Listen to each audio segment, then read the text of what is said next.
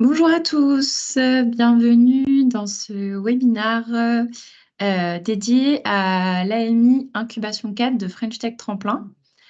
Alors, je vais juste attendre un petit peu que les personnes se connectent. Est-ce que sur le fil de... Alors, comme vous pouvez le voir, il y a un fil de conversation et un fil de questions-réponses. On va avoir un temps dédié aux questions-réponses. Du coup, voilà, quand vous aurez des questions, si, au fur et à mesure, si vous pouvez les inscrire dans cette section dédiée, ça serait parfait. Et est-ce que tout le monde peut me confirmer cette fois sur juste le fil de la conversation que vous m'entendez tous bien?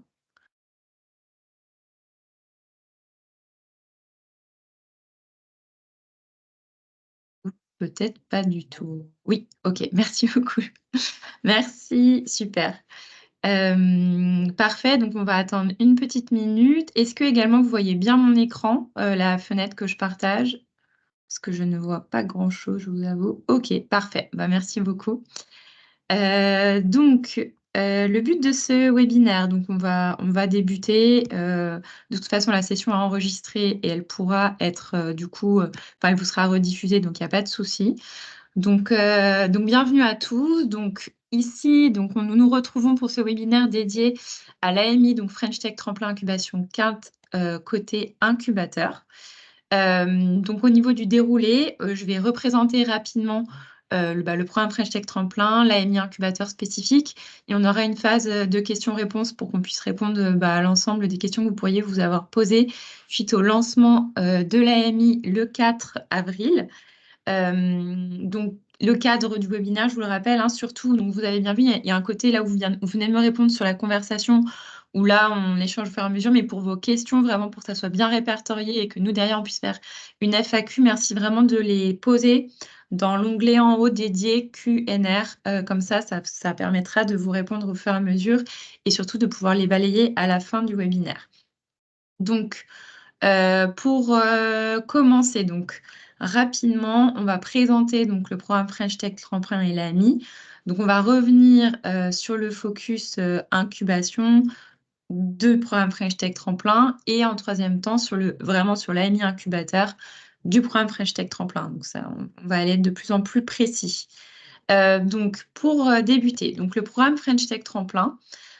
Et sa gouvernance. Certains, peut-être connectés, ont déjà été lauréats incubateurs French Tech Tremplin sur les éditions précédentes, mais c'est toujours bon de faire une piqûre de rappel. French Tech Tremplin, ça a été lancé en 2019 à l'initiative de la mission French Tech. L'objectif, c'est de renforcer la diversité et l'inclusion au sein de l'écosystème tech français. Et donc, il propose pour ça un accompagnement qui va être intensif et concret dans le but de développer et de mobiliser des entrepreneurs et des startups sur la création ou le développement de startups innovantes. Donc, ce qu'il faut se rappeler, c'est que les bénéficiaires finaux, ce sont bien des startups ou des entrepreneurs. Dans le cadre d'incubation, on est sur des startups dont l'un des fondateurs. Donc là, une règle cette année, c'est que le fondateur doit être à minimum actionnaire de 25% de la startup pour être éligible. Et donc, les conditions, c'est qu'il faut être allocataire de minima sociaux ou une personne placée sous protection de l'État ou aux protections temporaires, un pupille de l'État, un étudiant boursier de niveau 5 à 7, un habitant des QPV ou d'une ZRR. Donc, à partir du moment où une personne a fondé une start-up et est bénéficiaire d'un ou des critères que je viens de définir et qu'il a 25% du capital de la société de la start-up, ça le rend éligible. Donc, la gouvernance en 2024, ça va être la même que sur l'édition précédente. Donc, le programme, il est financé par le ministère de l'Économie et des Finances.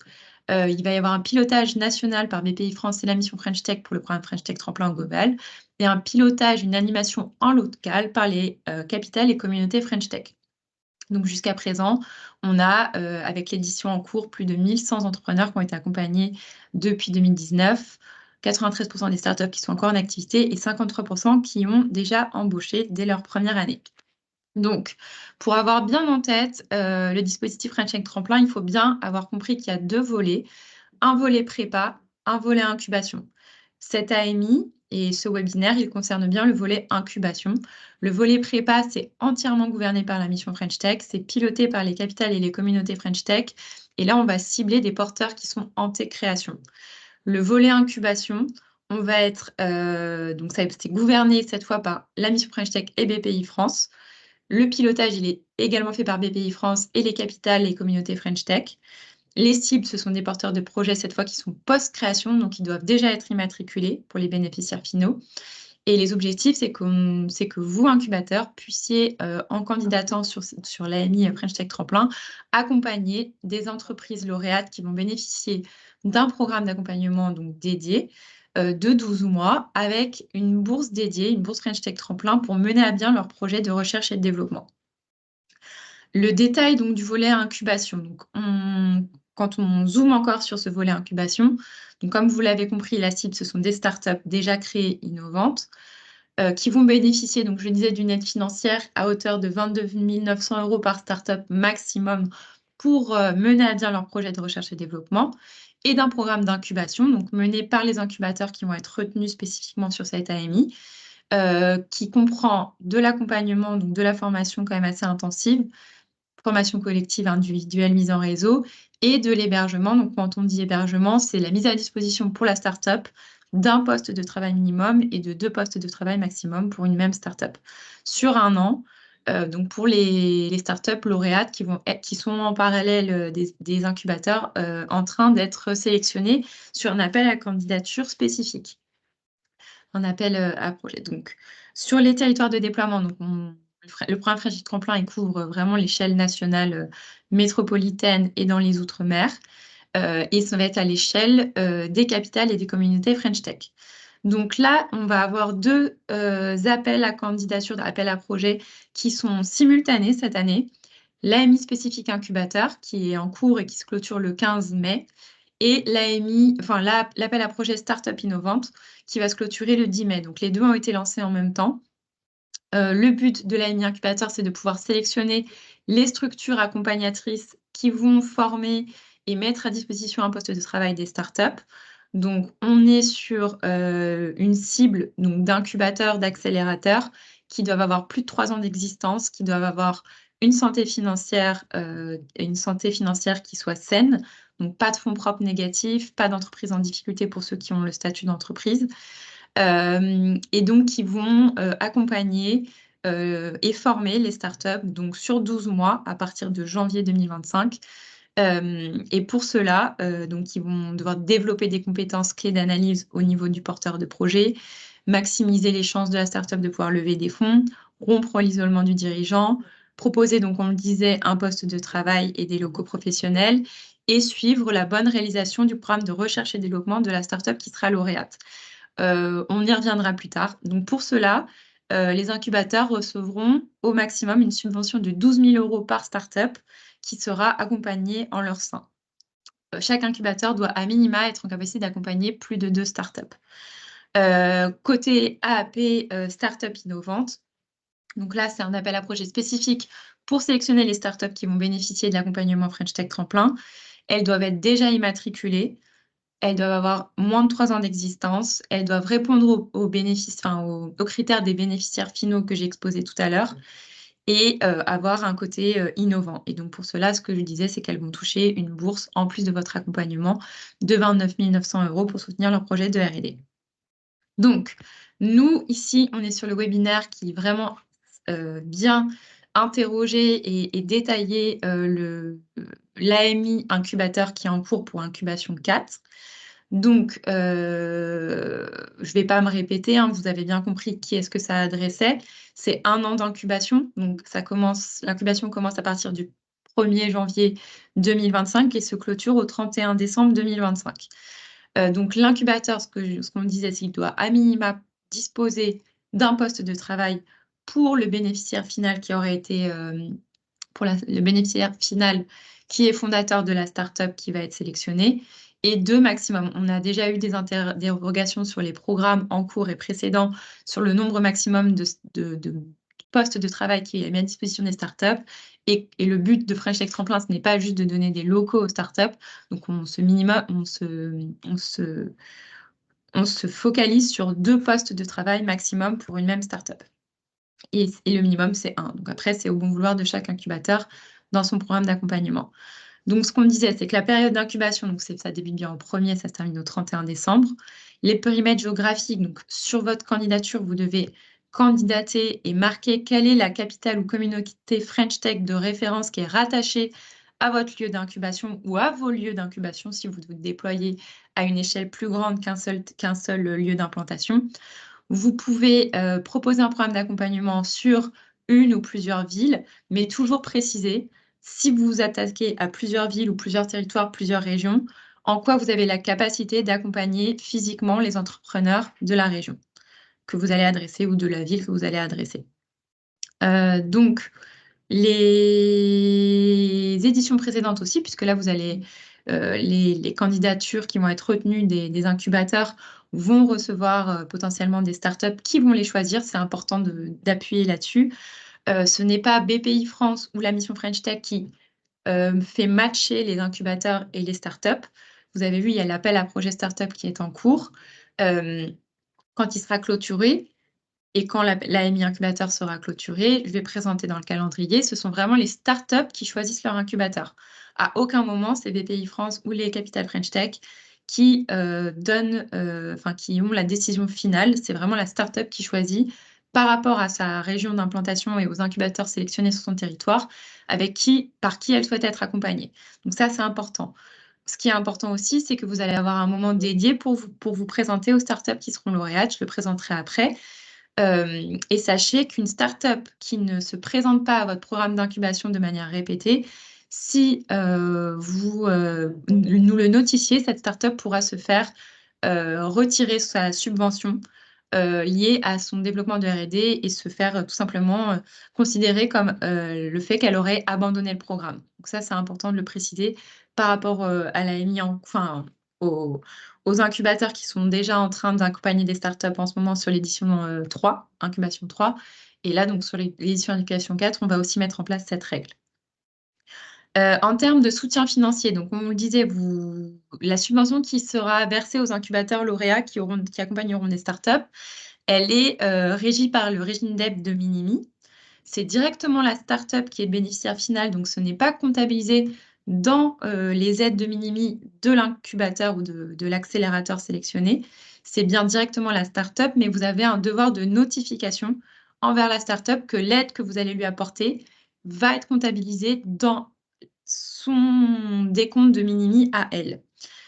Donc, c'est jusqu'à 12 000 € par startup accompagnée. Donc, c'est ce qu'on dit, elle sera valorisée directement comme une aide perçue par la startup. Au niveau des modalités de versement, 70% au moment de la contractualisation avec BPI France, puisque tous les incubateurs retenus vont contractualiser avec BPI France, et 30% à la fin du programme, sous couvert que le programme d'accompagnement que vous allez peut-être inscrire dans votre dossier de candidature ait bien été réalisé. Quand on dit programme bien réalisé, c'est que vous allez donner un nombre d'heures de formation collective, de formation individuelle, de mise en réseau, de suivi du programme de R&D de la startup. On va vérifier que ce nombre d'heures aura bien été octroyé pour chacune des startups. Donc, un contrat d'incubation doit également être réalisé entre les startups que vous accompagnerez et vous-même. En parallèle, il devrait être signé par les 2 parties et être envoyé à BPI France, puisque c'est ce document qui fera foi qu'une incubation a bien lieu pour la startup et l'incubateur et qui permettra d'enclencher le premier versement de la subvention. Dans le cas d'un consortium, le contrat il est exclusivement signé entre l'opérateur chef de site désigné par le consortium et la startup lauréate. Et également, il y aura un élu de contrat entre l'opérateur chef de file et BPI France. Au niveau des dépenses éligibles, donc il y a des frais de personnel et ou de prestations externes qui vont être liés aux activités d'accompagnement des accélérés, formation, coordination, animation, etc. Des frais de personnel liés à la gestion et au reporting des indicateurs. Donc, il y a plusieurs indicateurs qui sont demandés d'être suivis tout au long du parcours par BPI France et la mission French Tech. Donc, les dépenses de personnel ou de prestations liées au bon suivi des incubateurs et à la remontée des données est aussi éligible. Les frais de personnel liés à la construction des contenus pédagogiques, les frais liés à de l'événementiel ou à de la communication et des charges indirectes qui ne doivent pas dépasser 15% des charges de personnel. les indicateurs de suivi qu'on demandera de suivre sur l'édition 4 de manière non exhaustive. Il y a le volume d'affaires généré par la startup, le chiffre d'affaires, les personnes qui peuvent être embauchées, le nombre de clients, le nombre de brevets, les financements qu'elle peut obtenir, etc., etc. Au niveau du planning, donc là, le lancement de l'appel à manifestation, donc il s'est déroulé, enfin, il a été lancé le 4 avril. Le webinaire d'information, là, on est le 15 avril, donc c'est c'est le webinaire qu'on est en train de faire. Désolée, j'ai un peu mal à la gorge. La clôture de l'AMI, donc ça sera le 15 mai. Et à partir de là, on va rentrer dans une phase d'instruction et de sélection. Donc l'annonce des lauréats incubateurs se fera à partir du 15 juillet. En parallèle, l'instruction va être faite au niveau des startups et les lauréats de startups seront annoncés à partir de septembre. Et c'est à ce moment-là que les incubateurs, pardon, j'ai vraiment un chat dans la gorge, pourront se présenter aux startups. Vous aurez 3 semaines dédiées pour présenter votre programme d'accompagnement à toutes les startups lauréates, faire des entretiens individuels si besoin avec chacune d'entre elles, pour qu'à la fin, le matching soit bien définitif. On insiste là-dessus. Une fois que le matching est réalisé, à l'issue du matching entre start-up et incubateur, qui est le 7, merci beaucoup, on m'apporte de l'eau, désolée, qui est à partir du 7 octobre, ça sera irrémédiable et donc il n'y aura plus de changement possible. Donc c'est vraiment important que vous preniez ce temps-là pour présenter votre programme, pour que la start-up puisse choisir en bonne conscience et que vous soyez raccord avec elle sur ce que vous êtes en capacité de proposer et si la start-up, c'est quelque chose qui lui convient. Et c'est à ce moment-là aussi qu'elle pourra vous présenter son programme de recherche et développement pour laquelle elle va recevoir sa bourse de R&D et que vous pourrez aussi prendre connaissance du coup du suivi que vous allez devoir occasionner sur cette bourse R&D tout au long de l'année. Parce que c'est vraiment des livrables qui va être demandé à tous les incubateurs. En fin de programme, donc au 31/12/2025, on va demander est-ce que la start-up a bien dépensé sa bourse par rapport à un devis qu'elle aura envoyé en début de programme, sur lequel elle va contractualiser avec BPI-France. Et donc, c'est à ce moment-là que vous pourrez aussi lui demander qu'est-ce qu'elle a mis en prévision dans cette annexe financière R&D pour mener à bien son projet de recherche et développement. Donc, à l'issue de ça, à partir d'octobre, il y a le matching qui est fait. Et là, on passe dans une phase de contractualisation entre BPI France, les incubateurs, BPI France, les startups, et pour ça aussi, entre vous et les startups qui vous auront sélectionné. Et donc, l'incubation débutera bien au 1er janvier 2025. Donc, pour candidater, il n'y a qu'une unique manière, c'est de candidater via le site Démarche Simplifiée. Il y a un site dédié qui a été mis en place sur le site de la mission French Tech et dans le cadre de Quartier Entrepreneuriat 2030. Les appels à projets redirigent tous vers l'appel à manifestation de Démarche Simplifiée. On insiste, seuls les dossiers qui respectent les templates seront étudiés. Seuls les dossiers qui auront été complétés à 100% seront étudiés. Donc, on vous invite vraiment à prendre connaissance de toutes les pièces et administratives et au dossier de candidature pour pouvoir être sélectionné jusqu'au bout. Les critères d'éligibilité sont les suivants. Donc, il faut que le dossier soit complet. Il faut être une structure d'accompagnement morale, personne morale de droit privé ou public, qui doit avoir plus de 3 ans d'existence, je bois. Il faut être doté d'une envergure nationale, régionale ou infrarégionale. Présenter une structure financière saine, on insiste, c'est-à-dire pas de fonds propres négatifs, pas de statut entreprise en difficulté pour les incubateurs qui ont un statut d'entreprise. Les subventions que vous avez perçues sur l'année N-1, on va prendre vos produits en gros d'exploitation et la subvention que vous allez recevoir dans le cadre de French Tech Tremplin ne doit pas dépasser 40% de l'ensemble des subventions des produits d'exploitation que vous aurez générés sur l'année N-1. Ça, c'est important, on va vérifier également. On ne souhaite pas que French Tech Tremplin soit la seule source de revenus, en tout cas majoritaire pour les incubateurs ou accélérateurs. Et un candidat peut se présenter soit seul, soit dans un unique consortium. Un candidat ne peut pas se présenter dans plusieurs candidatures, en gros, c'est ça que ça veut dire. lors de la réponse à l'appel à projet, enfin, à l'appel à manifestation. Les critères de sélection, donc une attention particulière est portée aux incubateurs qui présentent un montage financier robuste, pour pas avoir de problème de situation de trésorerie en cours d'accompagnement qui mettrait à mal les startups accompagnées. La nature des services proposés, le rythme envisagé, donc justement le nombre d'heures qui doit être bien détaillé avec les experts, si c'est du présentiel, du distanciel, un rétro-planning qui soit clair, les modalités, objectifs et livrables pour tous les contenus pédagogiques qui doivent être bien détaillés, des outils pour bien suivre le programme de R&D de la startup qui se base sur un devis, c'est en tout cas la bourse qu'elle va recevoir, c'est pas vis-à-vis du devis qu'elle pourra vous présenter pendant les temps de matching, et les dépenses associées au projet, une maquette budgétaire qui permette de réaliser que voilà, votre situation de trésorerie est stable, et une réelle expertise dans l'accompagnement de projets qui doivent être en principe innovants.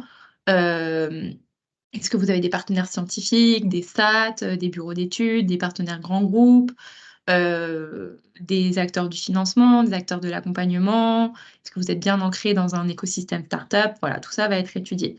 Et on tient à préciser que les retours des lauréats, donc des startups lauréates, sur les éditions précédentes sont également prises en compte pour analyser votre dossier de candidature.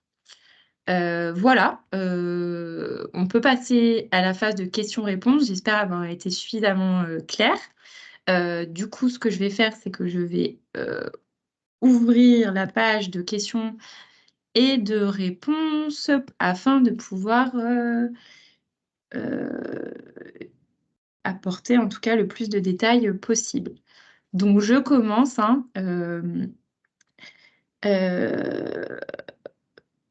Alors, la première question, pour l'offre d'accueil d'hébergement pendant l'incubation, quel type de frais peuvent être valorisés dans le budget? Alors, justement, par rapport aux éditions précédentes, on avait vu que dans les maquettes budgétaires, c'était pas forcément évident de faire figurer vos frais d'incubation. Là, il y aura une ligne spécifique. Comme ça ne apportera pas de matière à confusion. Vous verrez, il y a marqué frais d'incubation, d'hébergement, enfin, pour poste de travail. Et c'est dans cette ligne-là qu'il faut faire figurer vos frais d'incubation. Donc, si c'est vraiment à ça que vous faisiez référence, Céline Martin. Là, j'ai une question de Farouk. À minima 2 startups par incubateur. Oui, on souhaite que tous les incubateurs, en tout cas qui candidatent, aient une capacité minimum d'accueil de 2 startups. Après, comme on vous l'a précisé, ce sont les startups qui choisissent les incubateurs. Donc, nous, on ne pourra jamais garantir que vous en ayez 2. Des fois, il y en a qui n'en ont qu'une. On essaye que ça ne se produise pas. Mais en tout cas, vous devez être en capacité d'en accompagner à minima 2. Est-ce que cela est possible pour l'incubateur de valider le programme avant sa validation par... Ah, alors là, j'imagine que vous parlez. Donc, est-ce que ce sera possible pour l'incubateur de valider le programme de la startup avant la validation par BPI France? La phase de contractualisation entre la startup et BPI France va être du coup en fin d'année comme présenté dans le programme. Le temps de matching qui vous est réservé sera en amont de la contractualisation. Donc, vous n'allez pas pouvoir poser votre tampon sur le programme de R&D de la startup. Ça, c'est pas possible. Par contre, au moment du matching où elle va vous présenter le programme pour lequel elle est en train de postuler, vous pouvez lui faire un retour pertinent ou non. Un retour pertinent qu'elle pourra, elle, prendre en compte dans son devis qu'elle présentera à BPI France. Mais on ne veut pas créer d'ingérence des incubateurs sur le programme de R&D de la startup. Quand on vous demande à la fin d'être les garants de la bonne exécution, évidemment, vous pouvez à tout moment nous informer de devis qui vous paraîtraient pas forcément pertinents pour la startup. C'est ce qui est déjà en train d'être mis en place durant l'édition en cours. Et après, c'est à la cellule innovation de BPI France de voir si en cours d'accompagnement, une startup peut ou non modifier son devis si c'est pertinent et dans le cadre d'une remontée, par exemple, par un incubateur qui aurait vu que c'était peut-être pas forcément le meilleur devis. Mais là, vous allez avoir un temps dédié, en tout cas, pour échanger sur le programme de R&D de la startup en amont de tout ça. Je regarde s'il y a d'autres questions. Pour l'instant, je n'ai pas l'impression que j'en vois d'autres. Je regarde. Ah si, là, j'en ai d'autres, du coup, sur le fil de conversation. Qui fait le matching? Donc, le matching, il est il sera programmé par les capitales French Tech et BPI France et les communautés French Tech. Ça sera une période de 3 semaines où vous aurez un temps dédié de présentation de votre programme d'accompagnement pour les startups. Vous pourrez également avoir un temps d'échange individuel si vous le souhaitez. Ça sera un peu aussi à vous d'être demandeur. Les startups le seront certainement. On laisse 3 semaines en gros pour que tout le monde puisse se présenter et que tout le monde ait l'information sur les programmes et des incubateurs sur le programme que vous proposez et sur le projet de R&D de la startup qu'elle puisse vous le présenter également. Quelles sont les pièces complémentaires à porter par un incubateur porté par une collectivité agglomération? En principe, sur démarche simplifiée, vous pouvez choisir quel genre d'entité, quel genre de structure vous êtes. Et là, vous avez des pièces administratives qui sont en lien directement avec la structure. Si vous êtes une structure associative, si vous êtes une structure portée par une collectivité ou si vous êtes une structure de droit privé. Il y a seulement association d'entreprise. OK. Et ben dans ces cas-là, vous pourrez nous faire un mail spécifique et on vous répondra directement sur les pièces spécifiques ou non qu'il faut mettre. Mais vous pouvez dans ce cas plutôt prendre le formulaire de l'entreprise privée et juste ne pas mettre certaines pièces administratives qui pourraient vous être demandées. Ça sera certainement plus adéquat. Est-ce que vous pouvez donner un avis défavorable ou refuser des candidats? Bah justement, c'est le moment du matching, ça sera le moment aussi pour vous de voir, donc de rencontrer la startup et de dire à la startup que, par exemple, vous n'êtes d'après ce qu'elle présente, vous ne vous sentez pas pertinent pour assurer un accompagnement qui lui siera au mieux. Et en principe, la startup, puisqu'elle va être à l'écoute, ne devrait pas vous choisir. Mais vous pourrez également nous notifier à la suite des rencontres, voilà, que vous avez rencontré telle startup et que vous sentez que c'est pas forcément, que vous pourrez pas lui apporter tout ce dont elle aurait besoin et ce serait bien de nous notifier à l'avance, en effet. Alors attendez, je lis. Comment cet appel à projet s'articule ou se différencie des appels à projet accélérateurs? Donc en effet, c'est pas du tout le même appel à projet. Ça reste dans le cadre de Quartier 2030, mais c'est un appel à projet spécifique dont la mission French Tech est financeur, où on sélectionne des lauréats start-up via notre appel à projet aussi co-géré par la mission French Tech. BPI France est seulement mandaté pour articuler l'appel à projet et la sélection et le suivi. Mais la distinction, c'est que là, on adresse des startups innovantes. En gros, ce qu'il faut avoir à tête par rapport au programme d'accélération de Quartier 2030, c'est que cet appel à projet French Tech Tremplin, on adresse spécifiquement des startups qui sont innovantes et qui vont, en plus de l'accompagnement donné par les incubateurs, recevoir une bourse spécifique, qui est la bourse French Tech Tremplin, pour mener à bien leur projet de recherche et de développement. Donc vraiment, ça se distingue par là. Les autres, je vous invite à vous connecter du coup au webinaire qui sera demain, d'ailleurs, sur les appels à projets accélérateurs Quartier 2030. Comme ça, vous allez bien pouvoir comprendre la distinction entre French Tech Tremplin et les autres programmes d'accélération Quartier 2030. Alors là, je lis encore. Pour préciser les frais sur les postes de travail, on pourra valoriser les loyers et charges locatives correspondant au bureau occupé. Oui, en gros, c'est votre coût qui est lié à la mise à disposition d'un poste de travail ou de deux.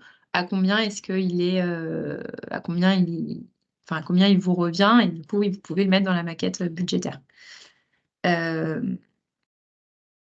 là, je lis la suite.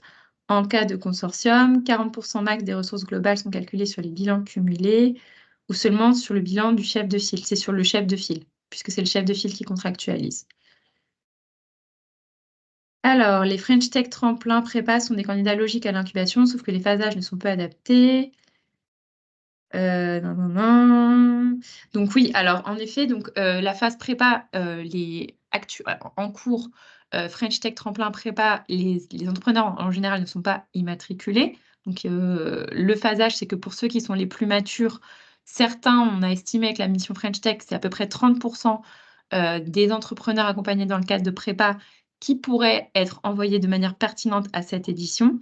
Et donc, le but des accompagnateurs French Tech Tremplin prépa actuelle, c'est de pouvoir au mieux accompagner les dossiers de candidature des startups lauréates en cours d'accompagnement sur la phase prépa vers cette phase d'incubation. Et pour les autres, et ben, en effet, ça sera pour encore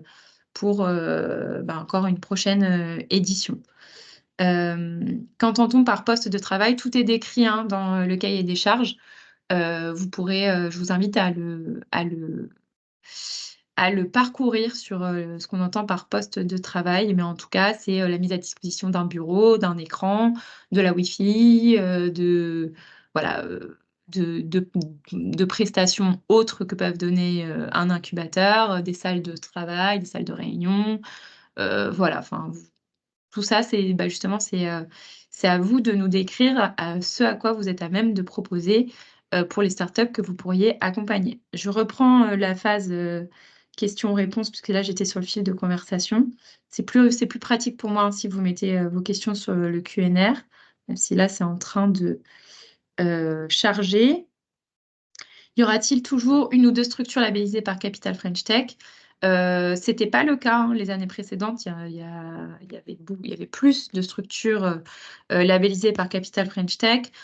Cette année, on se met pas, en tout cas, on n'a pas de nombre spécifique en tête. Ça va vraiment être par rapport au dossier de candidature qu'on va recevoir. Et concernant les fonds propres, est-ce que les capitaux propres inférieurs à la moitié du capital social sont un motif d'exclusion? Oui. Enfin, c'est le critère d'entreprise en difficulté.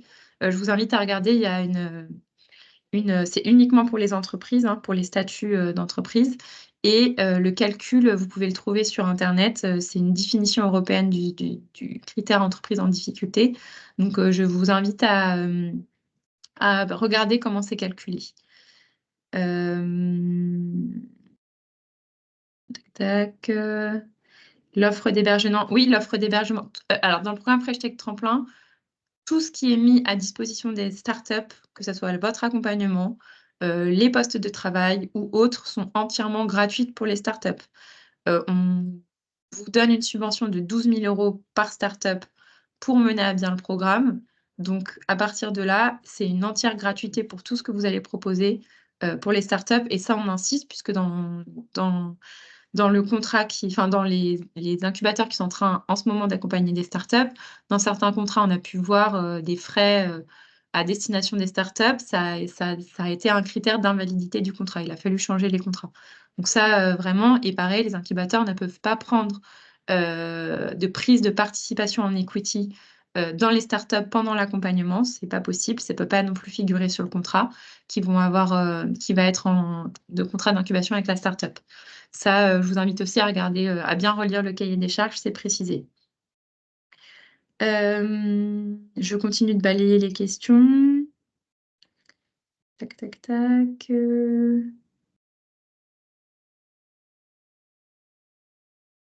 Je crois que j'ai balayé l'ensemble des questions.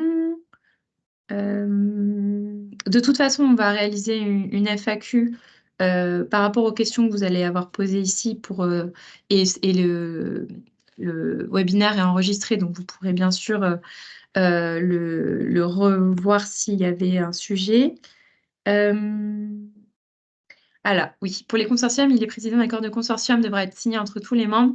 Oui, on a eu des sujets les années passées sur les consortiums qui étaient un petit peu, qui n'étaient pas gravés dans la roche et surtout qui, derrière, quand on avait des contrats d'incubation, c'était difficilement lisible pour nous à quel point les membres du consortium s'engageaient sur un même programme d'accompagnement, puisque là, on contractualise avec le structure chef de file pour un programme d'accompagnement et on veut s'assurer vraiment que tous les membres du consortium assurent le même niveau et le même programme d'accompagnement que le chef de file avec qui on contractualise. Ou alors, en tout cas, ça doit être indiqué dans le dossier de candidature qu'il y a des disparités pour chacun membre des consortiums. Et dans ces cas-là, on le mettra. C'est le chef de file qui se portera garant que tous les membres du consortium mettre en exergue en effet ce que chacun des membres avait proposé dans son dossier de candidature et c'est contractuel. On peut diminuer la subvention si on se rendait compte que ça n'avait pas que chacun des membres du consortium n'avait pas rempli sa part du contrat. Je continue. Hop, je crois que sur la fiche de conversation, comment les startups seront choisies? Bah, je vous invite à regarder à simuler un dossier de candidature côté startup. Vous allez voir le dossier de candidature. Je ne me prononce pas puisque moi je m'occupe vraiment que du côté euh, euh, suivi de projet côté AMI incubateur. Euh, donc, voilà, il y a le dossier de candidature, enfin l'appel à projet startup qui est en cours, donc vous pouvez bien sûr accéder aux pièces qui sont demandées aux startups. Je continue. Par rapport à cette année, vous avez le même nombre d'incubateurs labellisés, le même nombre de startups. Donc, le nombre d'incubateurs labellisés, l'année précédente a été un petit peu révisé à la baisse par rapport aux années encore d'avant pour vraiment revenir sur des critères de sélection et d'éligibilité assez stricts. On ne se ferme pas, là pour l'instant, au nombre de candidatures qu'on va retenir. On va vraiment regarder la qualité des programmes qui vont être présentés. Euh, le même nombre de startups et le nombre de startups à l'identique, on prend vraiment, en gros, on prend les projets qui vaudront la peine d'être retenus. On ne s'est pas mis de critères de nombre pour le moment. Est-ce qu'on a un modèle d'accord pour le consortium? Pour le moment, non, mais on pourra y travailler d'ici la fin d'année si c'est quelque chose qui est demandé de manière générale. Est-ce que les consortiums peuvent être cassés? Alors j'entends pas forcément. Ah oui, alors d'accord, si j'entends ce que vous voulez dire. Oui, comme les années précédentes, là vous allez candidater sur plusieurs territoires, plusieurs régions, par exemple pour des consortiums nationaux. Comme les candidatures vont être étudiées région par région, en fait, ça impacte en effet un consortium à l'échelle nationale parce qu'en effet, on peut encore décider de retenir un consortium ou un incubateur que sur une région spécifique par rapport au dossier de candidature en comparaison avec la qualité d'autres dossiers sur d'autres régions. Donc oui, ça fait que le consortium peut encore être cassé. En tout cas, on ne l'exclut pas. C'est à la maille de la région et de la capitale. Bah, alors, les années précédentes, c'était à la maille. On regarde à la maille d'une capitale, puisque c'est vraiment votre capitale de rattachement qui fait foi. Mais comme on a eu des problématiques de couverture à l'échelle d'une région qui pouvaient être pas forcément complètes, là, on va quand même regarder aussi l'échelle régionale. Euh, Est-ce qu'on peut inclure les incubateurs pour valider la candidature? Ah, non, les incubateurs ne sont pas du tout et ne seront pas, par souci d'objectivité, inclus dans le processus de sélection des startups. Euh, la présentation vous sera, oui, je pense qu'elle peut être diffusée, hein, et surtout le webinaire est enregistré, donc pourra être revisionné. Ok. Et donc pour aussi appuyer, parce que là je regarde également des questions sur les critères de sélection des startups. Cette année, le dossier de candidature des startups a été revu et également avec des critères de sélection un petit peu plus euh, challengeants par rapport aux années précédentes.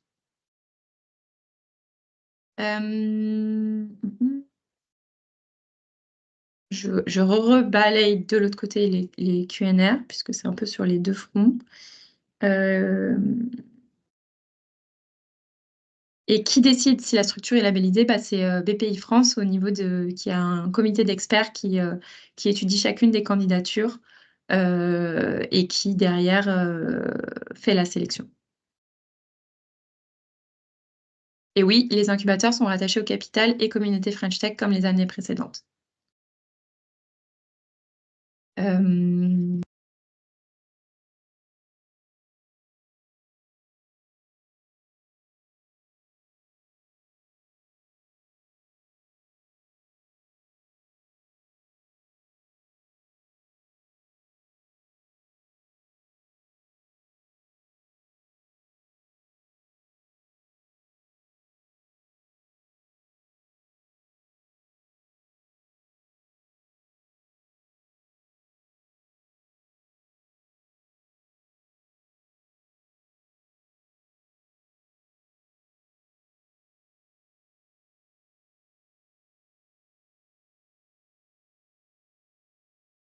Vous m'entendez? Désolée, j'ai eu un petit bug.